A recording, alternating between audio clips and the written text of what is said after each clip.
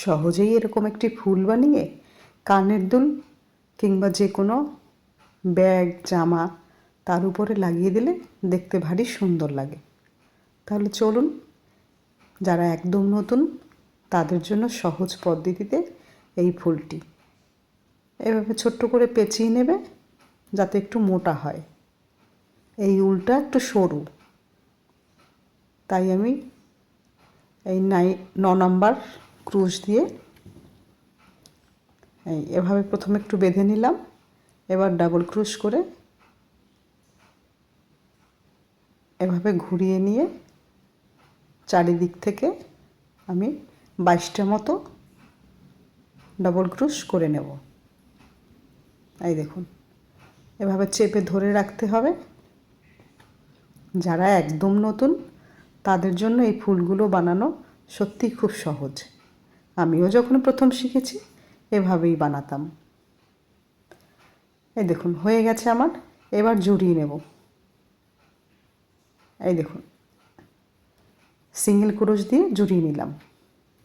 এবার ফুল বানানোর জন্য করতে হবে চেন টানতে হবে।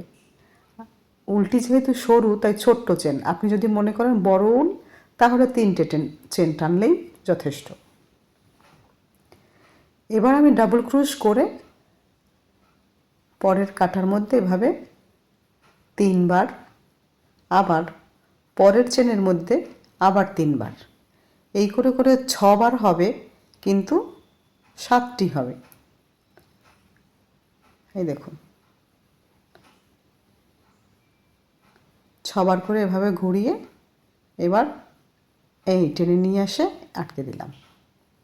আটকে দিয়ে আবার 4টি চেন টেনে এভাবে পাশে আরেকটি ক্রুশের সাথে সিঙ্গেল চেন টেনে আটকে দিলাম। হয়ে গেল ফুলের পাপড়ি।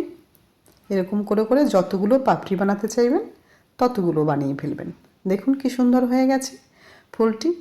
চাইলে আপনারা এতে একটি কানের দুলের হুক লাগিয়ে ইয়াররিং হিসেবে ব্যবহার করতে পারেন। এভাবে আমি কানের দুলও তৈরি করেছি। সময় পেলে আবার দেখাবো। ভালো লাগলে অবশ্যই পাশে থাকবেন আর চোখ রাখুন আমার চ্যানেলে। পুরো ভিডিওটি দেখার জন্য অনেক অনেক ধন্যবাদ। দেখুন কি সুন্দর তৈরি হয়ে গেছে ফুলটি। আর এভাবে একটি হলুদ ফুল কানে ঝুললে সত্যিই খুব সুন্দর লাগে। চটজলদি শিখে নিন ফুল আর বানিয়ে ফেলুন আপনার পছন্দের যে কোনো জিনিস।